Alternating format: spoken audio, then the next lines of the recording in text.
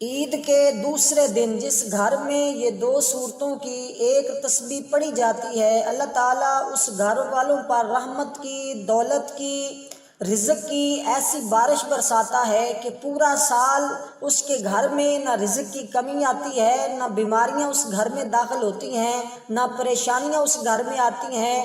ہر طرح سے اللہ تعالیٰ اس گھر والوں کو رحمت سے ڈھانپ دیتا ہے۔ اس لیے یہ عید کا دوسرا دن بڑا اہم دن ہے۔ جس طرح پہلے دن کی فضیلت ہے، اسی طرح دوسرے دن کی بڑی برکتیں ہیں۔ اس لیے دوستو، آپ اس عمل سے ضرور فائدہ حاصل کیجئے۔ بڑا قیمتی عمل آپ کو بتا رہا ہوں، جس شخص نے بھی کیا 100% اس نے اس عمل کے رزلٹ کو حاصل کیا۔ اس لیے دوستو، جو شخص چاہتا ہے کہ وہ پورا سال پریشانیوں سے محفوظ رہے، دکھوں سے محفوظ رہے، اس کو چاہیے کہ وہ عید کے دوسرے دن یہ دو صورتوں کی ایک تسبیح پڑھ لے۔ ہر ایک صورت کی اپنی فضیلت ہے، اپنا مقام ہے، ہر ایک صورت کی اپنی تاثیر ہے، اپنی طاقت ہے۔ یہ قرآن مجید کی ایک سب سے چھوٹی صورت ہے، اور اس کے ساتھ آپ نے ایک اور صورت توحید کو ملا کر پڑھنا ہوگا۔ تو جب آپ اس کو ملا کر پڑھیں گے تو اس کی تاثیر اور بھی بڑھ جاتی ہے، کیونکہ اس کے اندر اللہ تعالیٰ نے قربانی کا بھی ذکر فرمایا ہے، اور اس کے اندر اللہ تعالیٰ نے نماز کا بھی ذکر فرمایا ہے، اور خاص اس صورت کے اندر جو بات ہے وہ خیر کثیر کی بات کی گئی۔ اور اسی طرح اس صورت کے اندر دشمن کو بے نام و نشان کرنے کا بھی کہا گیا، اس لیے کہ یہ صورت اس وقت نازل ہوئی جب حضور علیہ الصلوۃ والسلام پریشان تھے۔ کفار و مشرکین نے آقا علیہ الصلوۃ والسلام کو پریشان کیا۔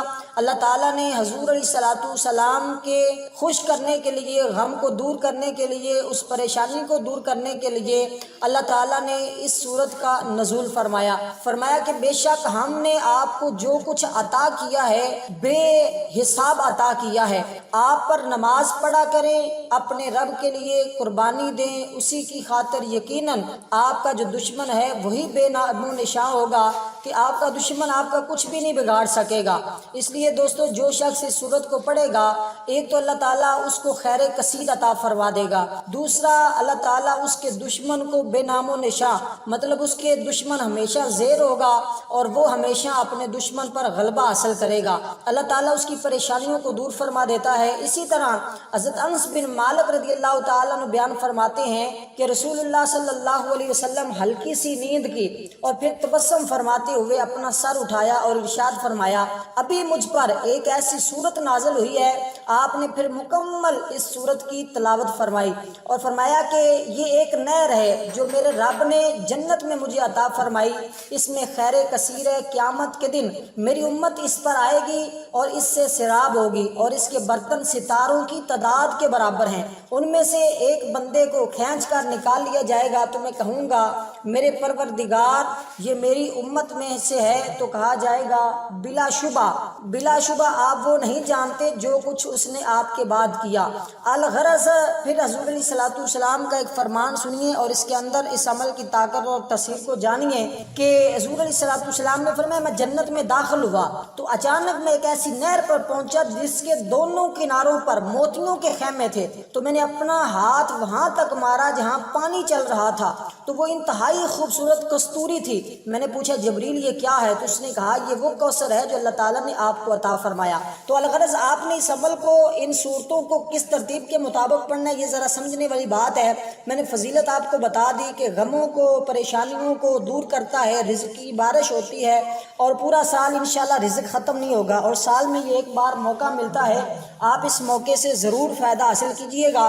سب سے پہلے آپ نے حضور علیہ الصلوۃ والسلام کی ذات اقدس پر درود پاک پڑھنا ہے 11 مرتبہ۔ اس عمل کے بعد فوراً آپ نے یہ تکبیرات پڑھنی ہوں گی 11 بار، اللہ اکبر لا الہ الا اللہ واللہ اکبر وللہ الحمد۔ اس کو ایک بار تصور کرنا، اسی طرح آپ نے 11 بار یہ تسبیحات، یہ تکبیرات پڑھنی ہوں گی، اور اس کے ساتھ آپ نے یہ صورتیں، ایک صورت کوثر ہے، اس کے ساتھ صورت اخلاص یعنی کہ قل هو اللہ احد، یہ دو صورتیں ہیں۔ سب سے پہلے آپ صورت کوثر پڑھیں گے اور اس کے ساتھ آپ نے صورت اخلاص کو ملا کر پڑھنا ہے، یعنی کہ اس ترتیب سے سب سے پہلے آپ نے بسم اللہ الرحمن الرحیم پڑھنا ہے، پھر آپ نے پڑھنا انا اعطیناک الکوثر فصل لربک وانحر ان شانئک ھو الابتر، اس کے بعد آپ نے دوبارہ بسم اللہ نہیں پڑھنا، بلکہ آپ نے پڑھنا ہے قل هو اللہ احد اللہ الصمد لم یلد ولم یولد ولم یکن لہ کفوا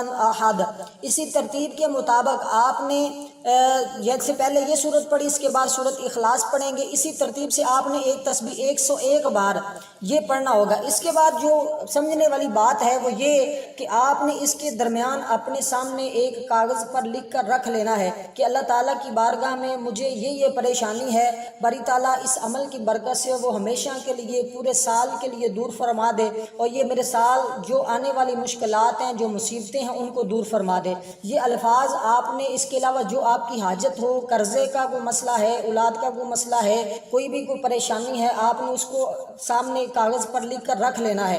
اس کے بعد آپ نے اللہ کی بارگاہ میں دعا کرنی ہے۔ عمل کو مکمل کرنے کے بعد انشاءاللہ تعالی یہ آپ کو ہمیشہ کے لیے یہ عمل فائدہ دے گا کہ پورا سال آپ کے گھر سے برکتیں ختم نہیں ہوں گی، رحمتیں ختم نہیں ہوں گی۔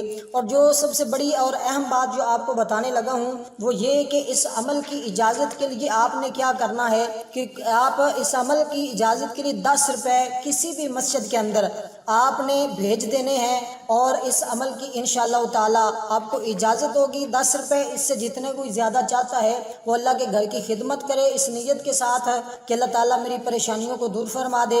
اگر گھر کے اندر کوئی مریض ہے، کوئی پریشان ہے، تو آپ اگر وہ گوشت کھا لیتا ہے تو گوشت کے اوپر دم کر کے اس کو کھلائیں، انشاءاللہ بیماری بھی دور ہوگی۔ اگر وہ نہیں کھا سکتا تو پھر ایسی صورتحال میں آپ اس کو پانی پر دم کر کے وہ پانی خود بھی پئیں، سارے گھر والوں کو پلائیں، انشاءاللہ اس کی برکت سے تمام پریشانیاں ختم ہو جائیں گی۔ جو بندشیں، جو رکاوٹیں، جو بھی سسٹم ہوگا وہ سارا کا سارا ختم ہو جائے گا، اور آئندہ سال کے لیے اللہ تعالیٰ اس کی برکت سے حفاظت فرمائے گا۔ یہ بالکل مختصر سا عمل ہے، آپ کل کسی وقت بھی اس عمل کو کر سکتے ہیں۔ پورا دن آپ کے پاس ہے، یہ عید کے دوسرے دن ہی آپ نے کرنا ہے۔ اس کے اندر قربانی کا بھی ذکر ہے اور باقی معاملات بھی اس سے درست ہو جاتے ہیں، اور رزق کے حوالے سے یہ تیر بہدف ہے۔ اس عمل کی برکت سے کبھی بھی رزق گھر سے ختم نہیں ہوتا، آسمان کے ستاروں کی طرح آپ کے گھر میں رزق کی بارشیں ہوں گی۔ والسلام ورحمۃ اللہ وبرکاتہ۔